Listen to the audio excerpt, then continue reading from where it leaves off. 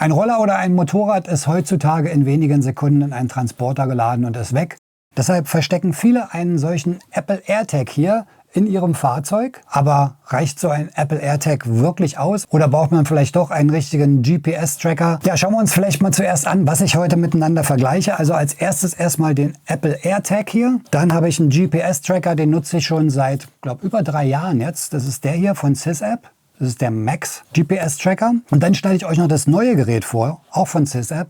Das ist der GPS-Tracker Nova. Alle diese Tracker haben natürlich das gleiche Ziel, nämlich euer Fahrzeug wiederzufinden. Also wenn es gestohlen wurde, zu schauen, wo befindet sich das Fahrzeug und dann die Polizei zu alarmieren und das Fahrzeug eventuell wiederzubekommen.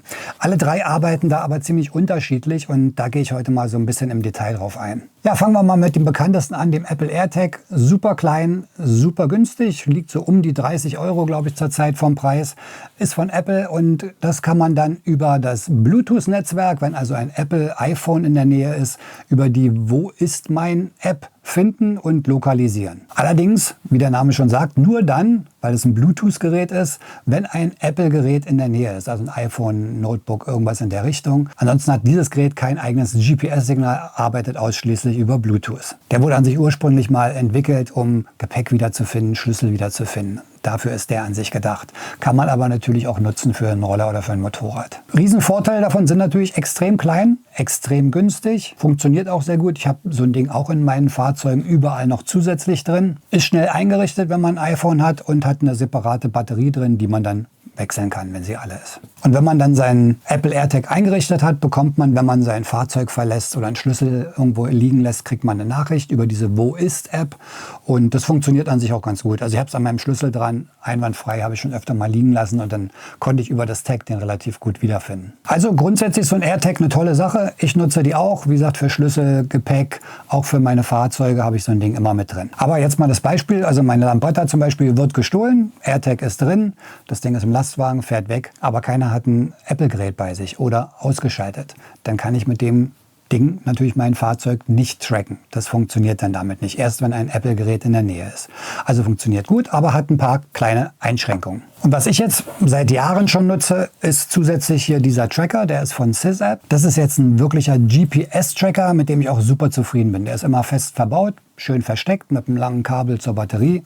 Kann auch abgeklemmt werden, schickt trotzdem ein Signal, bei dem hier jetzt glaube ich 2 Stunden sogar. Und das funktioniert dann halt über GPS. Das heißt, wenn mein Fahrzeug bewegt wird, bekomme ich ein Signal auf mein Smartphone und weiß dann genau, dass jemand mein Fahrzeug bewegt hat. Und mit dem kann ich dann natürlich auch live tracken, wo sich das Fahrzeug befindet. Also wenn jetzt der LKW nicht innen ausgekleidet ist, dass da alle Signale gestört werden und isoliert werden, dann sehe ich mit dem genau, wo ist mein Fahrzeug, welche Route fährt es gerade und kann dann die Polizei informieren und die hat dann über den Standort genau den Zugriff auf mein Fahrzeug. Also das funktioniert wirklich toll und das warnt wirklich ad hoc, wenn da irgendwas am Fahrzeug passiert oder das Fahrzeug sich bewegt, kriege ich hier eine Nachricht sofort aufs Handy. Hat einen eingebauten Akku drin, lädt sich also immer über die Batterie wieder auf. Wenn man es abklemmt, das Gerät, dann sendet es noch ca. 2 Stunden weiter ein Signal, bis der Akku dann irgendwann leer ist. Kleiner Nachteil bei dem Gerät, den ich festgestellt habe über die Jahre jetzt, ist, wenn das Fahrzeug lange steht, also jetzt nicht nur eine Woche, sondern mal 3-4 Wochen, dann saugt dieser kleine Tracker, der sendet ja ständig ein Signal, natürlich ständig ein bisschen Strom von der Batterie. Weil der Akku muss geladen werden, der hier drin ist und das Signal wird natürlich auch empfangen und gesendet. Das war so ein bisschen der Nachteil. Also wenn man weiß, man lässt das Fahrzeug sehr lange stehen, dann auf die Batterie achten, dass man da immer guckt, ob die noch auf ihrem Minimallevel ist, dass man das Fahrzeug auch gestartet kriegt. Ja, und genau bei diesem kleinen Minuspunkt von dem Gerät, den ich eben erwähnt habe, den Batterieverbrauch, da setzt jetzt das neue Gerät an, denn SysApp hat jetzt einen neuen Tracker rausgebracht. Man sieht schon ganz deutlich den Unterschied, ne? Also viel, viel kleiner, aber mit neuen Features mit drin. Prinzip ist dasselbe, wird angestöpselt, hat die GPS-Karte hier schon mit drin. Das ist bei beiden Geräten gleich. Also man muss da jetzt nicht auch eine Karte reinstecken. Man hat keine dauerhaften Abogebühren, ganz wichtig. Es gibt viele Tracker, wo man die Karte, die man drin hat, über eine jährliche Gebühr noch bezahlen muss. Das ist wie so eine Datenkarte, kann man sagen. Bei dem hier ist es im Kaufpreis mit drin und lebenslang kann man das Gerät betreiben. Ich habe hier noch nie was abgegradet oder so. Einmal bezahlt und dann kann man das ewig nutzen. Das ist ein Riesenvorteil, gerade wenn man das lange Jahre behalten möchte. Andere sind vielleicht anfangs günstiger, aber über die Jahre dann deutlich teurer. Und ganz wichtig, was jetzt den Stromverbrauch dieses kleinen Gerätes betrifft, braucht es 5-mal weniger Strom als dieser Tracker hier, als der Max. Und das ist natürlich super, denn wenn das Fahrzeug jetzt mal wirklich 3-4 Wochen steht, habe ich mit dem kleineren Nova hier keinerlei Probleme. Ja, dann hat natürlich das kleinere Gerät jetzt einen neuen Prozessor drin, einen neuen Akku drin. Das heißt, der Akku hier, wenn man jetzt das Gerät trennt, nicht nur 2 Stunden, sondern bis zu 7 Stunden, hat das noch ein Signal, was das senden kann, das Gerät. Deutlich geringerer Stromverbrauch, besseres GPS-Signal, also der Prozessor ist 3-mal so schnell, kann das GPS-Signal daher besser verarbeiten, schneller verarbeiten und die Standortgenauigkeit ist auch noch besser geworden. Also alles eine Weiterentwicklung von dem ursprünglichen Gerät. Aber ich sag mal, wenn ihr den Max habt und da bisher keine Probleme hattet, was jetzt die Batterie angeht, dann seid ihr mit dem absolut auf der sicheren Seite. Da würde ich mir jetzt nicht ein neues Gerät holen, bloß um abzugraden. Deshalb hat mir dieses Gerät hier zur Verfügung gestellt, damit ich es mal testen kann, euch zeigen kann. Wer sich es neu kauft, dem würde ich dann raten, auf das kleinere, aktuelle Gerät zu wechseln. Das Max wird noch angeboten, gibt es nach wie vor noch, aber das hier ist natürlich besser, was den Stromverbrauch angeht, die Leistung, der Chip, die Akkulaufzeit. Also wer sich sowas neu kauft, dem würde ich dann raten, doch eher das Nova zu nehmen. So, die wichtigsten Funktionen kann ich euch ja schon mal zeigen in der App. Ja, also da gibt es diese Sys-App Pro, die könnt ihr euch runterladen im App Store. Und da habt ihr dann Zugriff auf die wichtigsten Funktionen, könnt das Gerät einrichten. Das ist auch relativ einfach. Ihr seht, hier oben habe ich schon mein Fahrzeug eingerichtet, Enzo. Und darunter sind dann die ganzen Funktionen, die ihr nutzen könnt. Die kann ich euch ja mal kurz im Groben zeigen. Im Augenblick ist das Fahrzeug offline, weil ich habe meinen Tracker gerade abgebaut, weil jetzt der neue ja gleich reinkommt. Dann gibt es natürlich den Punkt Finden. Das ist dann sozusagen der aktuelle Standort eures Fahrzeugs. Wenn ihr darauf klickt, geht dann Google Maps auf und dann wird auf, glaube ich, 2 Meter genau euer Standort vom Fahrzeug angezeigt. Also das funktioniert auch wirklich super. Nächster Punkt ist On oder Off. Ihr könnt es also aktivieren oder deaktivieren. Nachrichten, da tauchen alle Warnnachrichten auf, die ihr bisher bekommen habt. Also wenn jetzt eine neue Nachricht eingeht, Fahrzeug bewegt sich oder Batteriestand niedrig, dann wird das hier angezeigt. So, hier auf dem Reiter Geschwindigkeit könnt ihr eure Geschwindigkeit von den ganzen Tagen sehen. Ihr könnt also gucken, an welchem Tag bin ich welche Geschwindigkeit gefahren. Ihr seht die gefahrene Höchstgeschwindigkeit. Hier also jetzt bei Enzo eine GPS-Geschwindigkeit von 131 und habt da also immer einen Überblick über eure Geschwindigkeiten, die ihr fahrt. Recht praktisch. Dann ein toller Punkt ist der hier, und zwar Batterie. Und wenn ihr darauf klickt, seht ihr den Spannungsverlauf eurer Batterie, was wirklich super ist. Also ihr könnt da auch sehen, wie viel der Tracker dann über die Tage rauszieht. Dann kann man natürlich auch einstellen, dass man eine Warnung bekommt. Das heißt, wenn die Spannung unter einen bestimmten Bereich fällt, dann schickt einem die App eine Warnung. Achtung, Achtung, deine Batteriespannung ist zu gering. Lad die mal auf. Dann gibt es einen Ruhemodus, den man einstellen kann, wenn man also sagt, okay, ich möchte keine Benachrichtigung bekommen, das Fahrzeug steht, aber ist jetzt in der Garage, ist safe, dann kann man das deaktivieren. Und hier auf Entfernung, da kann ich dann sehen, was ich heute für eine Strecke gefahren bin. Also der zeichnet dann auf, von wo nach wo ich gefahren bin, welche Strecken, wie viele Kilometer, wie viel Zeit. Ja, und da kann ich dann hier unten auf Teilen gehen und kann meine Strecke, die ich heute gefahren bin, wenn ich so eine schöne Rundtour gemacht habe, kann ich dann als GPX-Datei speichern. Auch eine tolle Sache, wenn man seine Routen zum Beispiel mal teilen möchte mit Freunden. Genauso wie die Geschwindigkeit eine Höhenaufzeichnung. Das heißt, ihr könnt auch sehen, gerade in den Alpen vielleicht mal interessant, was für Pässe bin ich gefahren, auf welchen Höhen bin ich gefahren. Also das wird auch aufgezeichnet. Aber die wichtigsten Funktionen für mich sind an sich natürlich das Finden, also wo befindet sich mein Fahrzeug. Dann die Routen finde ich toll, dass ich gucken kann, wo bin ich an dem Tag gefahren, wie lange bin ich gefahren, was war die Route. Ich kann das exportieren, kann mir das speichern.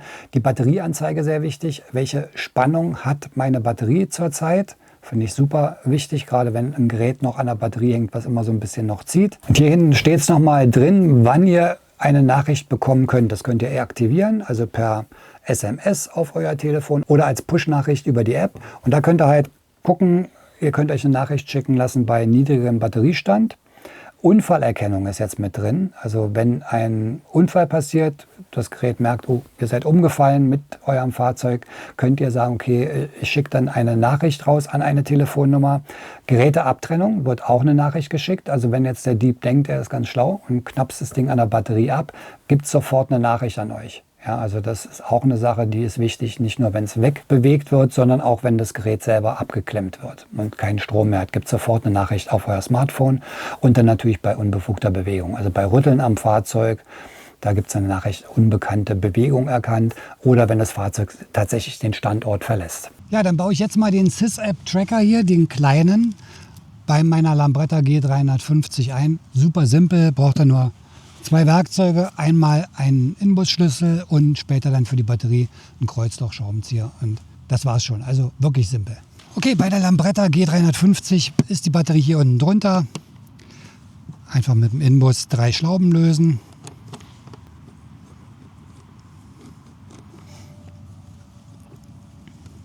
So, das war's schon. Dann nehmen wir das Abdeckfach der Batterie raus. Hier unten drunter ist die Batterie mit Plus, Minus. Da nehme ich jetzt entweder einen Kreuzlochschraubenzieher oder eine Nuss. So, und am Tracker habt ihr natürlich genauso Plus, Minus. Die müssen hier nur ran.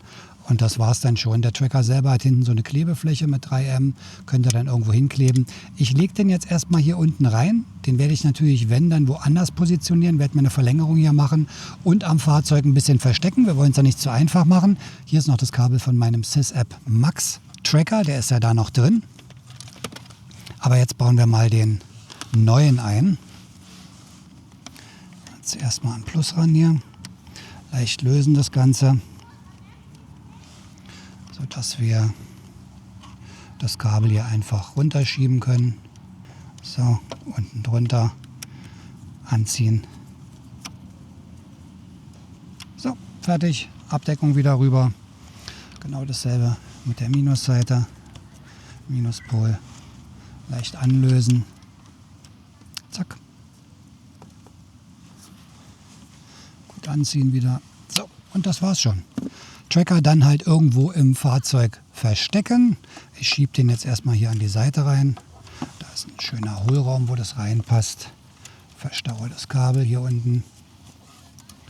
Und dann ist er auch schon installiert. Und dann heißt es nur noch Abdeckung wieder rüber. Schrauben wieder rein, drehen. Und das war schon die ganze Installation. Also das sind 2-3 Minuten und das Ganze ist fertig. Also wirklich ganz simpel. So, und das war's schon. Alles installiert. Tracker ist drin.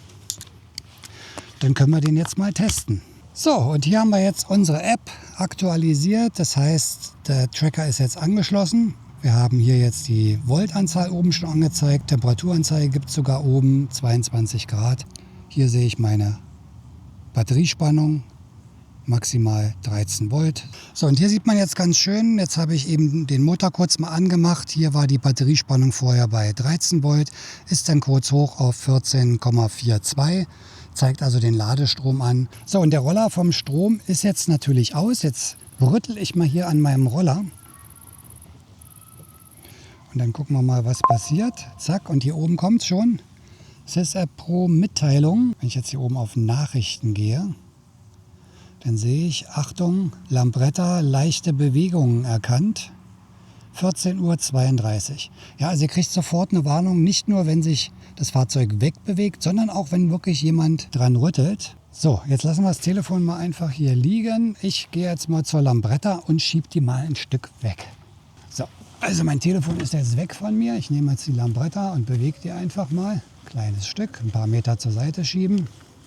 Jetzt steht sie 20 Meter weiter weg. So, jetzt kommt hier oben die Nachricht. Wenn die App aus wäre, dann würde das richtig aufpoppen und ich komme dann direkt hier in die Nachrichten rein. So, und jetzt sehe ich hier, Achtung, Lambretta, leichte Bewegung erkannt. Er sieht also, da ist wieder was passiert. Fahrzeug wurde bewegt. Und ich kann jetzt über Finden natürlich genau raufgehen. Hier, und dann zeigt er mir genau an, wie weit ich weg bin. Also ich laufe jetzt mal noch näher ran. Ja. Und jetzt bin ich am Roller. Das ist wirklich auf 1 Meter, kann man sagen, genau. Ja, ihr seht, funktioniert also wunderbar mit der App. Gerät einbauen, die E-Mail-Nummer hier in die App eingeben, registrieren das Ganze und schon kann es losgehen. Und funktioniert extrem genau. Also ich glaube, dass der jetzt, der neue, der Nova, noch ein bisschen genauer ist. Aufgrund des besseren Prozessors ist er schneller. Und da reichen wirklich ein paar Meter aus und das zeigt ganz genau an, wo das Fahrzeug steht. Also als Diebstahlschutz meiner Meinung nach auf jeden Fall eine tolle Sache. Wenn ihr euch für den SysApp Nova Tracker interessiert, ich packe euch natürlich einen Link unten in die Videobeschreibung mit rein. Da ist auch ein Rabattcode von 10% für euch und das lohnt sich natürlich bei der Summe auf jeden Fall. Also meiner Meinung nach als Ergänzung zu einem guten Kettenschloss, Bremsscheibenschloss und vielleicht einem Apple AirTag, den man ja auch noch irgendwo verstecken kann. Eine tolle Sache, um sein Fahrzeug abzusichern, dass er zumindest im Fall eines Diebstahls das Ganze dann auch wiederfindet und vielleicht auch sogar wieder bekommt. So, das war's für heute mit dem kurzen Gegenüberstellen von einem Apple AirTag und einem GPS-Tracker, dem SysApp Nova Tracker. Ich hoffe, das Video hat euch gefallen. Wenn ja, gerne einen Daumen nach oben hinterlassen. Wir sehen uns im nächsten Video. Fahrt vorsichtig, bleibt gesund. Bis dann und ciao.